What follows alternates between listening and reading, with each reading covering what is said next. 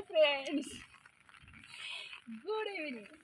আজকে সন্ধ্যাবেলায় চলে এলাম বৃষ্টিতে বৃষ্টিতে ভিজে ভিজে ভিডিও তুলতে।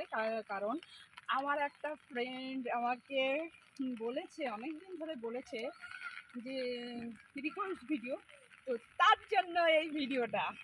তো আজকে রিকোয়েস্ট ভিডিওটা তোমার জন্য দিয়েই দিলাম। তো বলো আজকের ভিডিওটা কেমন হলো?